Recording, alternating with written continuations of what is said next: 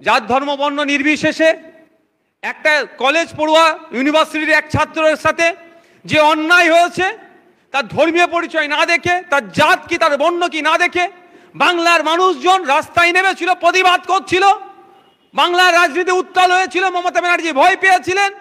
তড়িঘড়ি এটাকে ধামাচাপা দেওয়ার জন্য, ঠান্ডা করা। আমরা অফিসারকে অফিসার হিসাবেই দেখতে চাই, তার ধর্মীয় পরিচয় আমাদের জানার দরকার নেই। কিন্তু মমতা ব্যানার্জি হিংসার রাজনীতি, নাটকের রাজনীতির জন্য ওখানে মেরাজ খালিদ সাহেবকে পাঠিয়ে কিছুটা হলেও ক্ষোভকে প্রশমিত করাচ্ছে রাজনীতি। মমতা ব্যানার্জির আমাদেরকে ভাবতে হবে। ঘটনাচক্রে আনিস খান হচ্ছে সংখ্যালঘু পরিবারের সন্তান, সেই জন্য কনফিডেন্স নেওয়ার জন্য, মানুষকে নাটক করে বোকা বানানোর জন্য জ্ঞানমান সিংকে না পাঠিয়ে মেরাজ খালিদকে পাঠালো, এটার জন্য যে হয়তো ও মুসলমান, তুমি মুসলমান অফিসার আসছে বিচার পাবে। কিন্তু আপনাদের দেখে ফিরে আসুন, আনিসকে কেন হত্যা করা হলো, কি কারণটা ছিল আপনারা কি কেউ জানেন?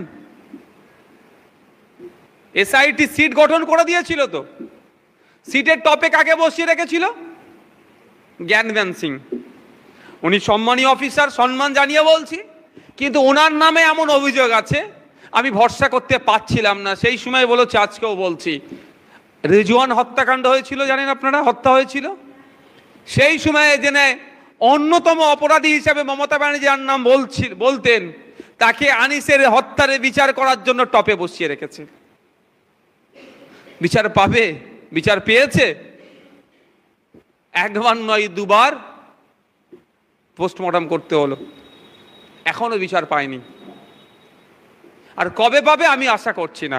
যদি এভাবেই চলে কবে পাবে আমি আশা করছি না। ভোটের সময় আসবে, একটু মায়া কান্না কাঁদবে, সংখ্যালঘুদের থেকে শুরু করে সংখ্যাগুরুদের কথা অনেক বলবে, ভোট মিটে যাবে, সব ভুলে যাবে, ঠান্ডা ঘরে চলে যাবে।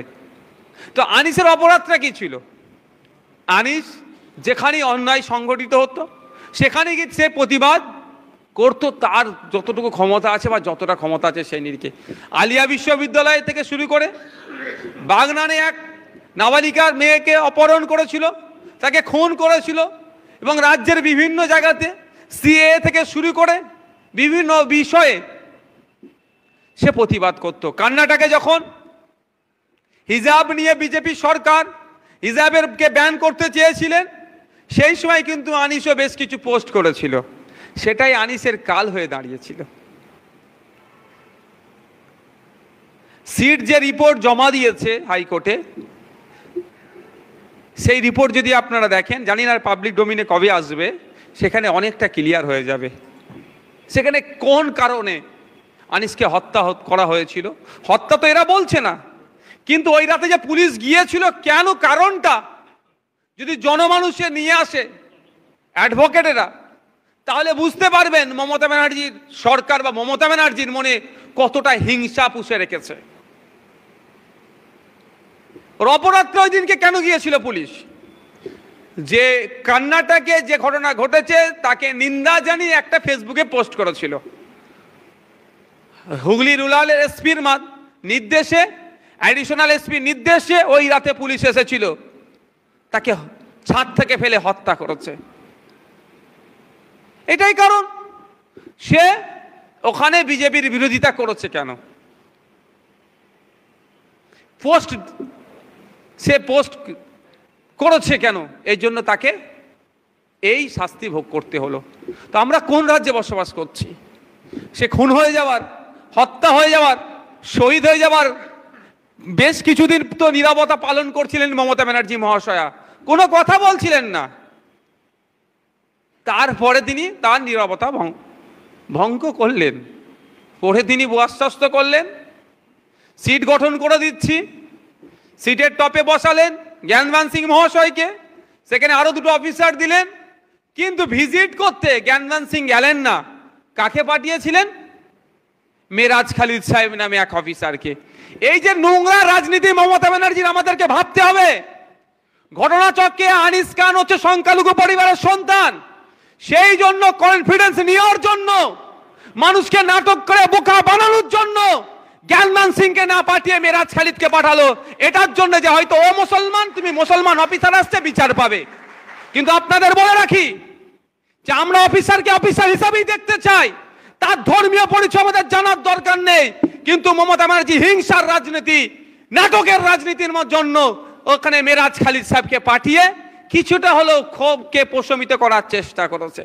আর আমাদের মধ্যে যারা আবেগপ্রবণ আছেন, হয়তো মেরাজ খালিদ, আনিস খান, এবার হয়তো বিচার পেয়ে যাবে আনিস। কি হলো? আমি ওই সময় বলেছিলাম আমাদের রাজ্য কমিটির কিছু নেতৃত্বদেরকে, ওই আর বিচার পাওয়ার হতে গেলে দুষ্কর আছে, মমতা ব্যানার্জি যা খেলা খেলছে, কারণ ও ওখানে জ্ঞানমান সিংকে না পাঠিয়ে ও ভাই ভাই দেখাতে যাচ্ছে, ভাইচারা দেখাতে চাইছে। এই নোংরা রাজনীতির ফাঁদে আমাদের পড়লে হবে না, এ তো নাটক হয়েছে। নাহলে আজকে 2 বছর অতিবাহিত হলো, 2024 চলছে, এখনো পর্যন্ত ওই কয়েকটা সিভিক ভলেন্টিয়ার ছাড়া, তার যদিও তারা শুনছি জামিন পেয়ে গেছে, দুটো সিভিক ভলেন্টিয়ার তো যায়নি, গিয়েছিল তো ওখানে আরো পুলিশের অফিসার বা যাদের নির্দেশে গিয়েছিল তাদেরকে জিজ্ঞাসাবাদ, তাদের মধ্যে কতজনকে অ্যারেস্ট হয়েছে। আমি তো মিথ্যা বলতেই পারি, আপনারা জানেন, একটু আনিসের পরিবারকে জিজ্ঞাসা করুন, জানতে পারবেন আপনারা যে কি অন্যায় হয়েছে বা যে অন্যায়টা হয়েছে এখন কজনকে অ্যারেস্ট করেছে। খোঁজ নিলে দেখা যাবে ওই কয়েকজনকে সেই সময় দেখিয়েছে। মানুষ, যে বাংলার মানুষ, জাত ধর্ম বর্ণ নির্বিশেষে একটা কলেজ পড়ুয়া ইউনিভার্সিটির এক ছাত্রের সাথে যে অন্যায় হয়েছে, তার ধর্মীয় পরিচয় না দেখে, তার জাত কি, তার বর্ণ কি না দেখে বাংলার মানুষজন রাস্তায় নেমেছিল, প্রতিবাদ করছিল। বাংলার রাজনীতি উত্তাল হয়েছিল, মমতা ব্যানার্জি ভয় পেয়েছিলেন। তড়িঘড়ি এটাকে ধামাচাপা দেওয়ার জন্য, ঠান্ডা করার জন্য মেরাজ খালিদ সাহেবকে ওখানে পাঠিয়ে দিয়েছিলেন, অতটুকুই। আর আপডেট কি? আর আপডেট নাই। ওনার ফেভারিট ছাত্র ছিল আনিস খান, ওনার ফেভারিট ছিল, কিন্তু ফেভারিট এখন যে বিচার পেল না, সেটা কি এখন ওনার মনে পড়ছেন না? ওনার কি এখন আর মনে পড়ছে না যে আনিস নামে এক ছেলে ছিল, হাওড়া জেলার আমতাতে বাড়ি, তার পুলিশ পাঠিয়ে ওকে হত্যা করা হয়েছে। যারা গিয়ে হত্যা করলো তাদের বিচার হওয়া দরকার। 1 মাস তিনি টাইম চেয়েছিলেন, 1 মাস অতিবাহিত হয়ে যাচ্ছে, এটা কি মনে পড়ছেন না? আমার মনে হয় তো মনে ওনার পরে সকাল বিকেল, কিন্তু উনি যে বিগত দিন থেকে যেটা প্র্যাকটিস করে আসছে সেটাকে তিনি কন্টিনিউস রাখতে চান। ক্ষমতায় আসার আগে বলেছিলেন 6 মাসের মধ্যে শিল্প করে দেব। 12 বছর পার হয়ে 13 বছরের দিকে এগিয়ে যাচ্ছে এই সরকার, একটা সেফটি পিন তৈরির কারখানাকে এখন উদ্বোধন করতে পারলো না, নতুন শিল্প আনতে পারলো না।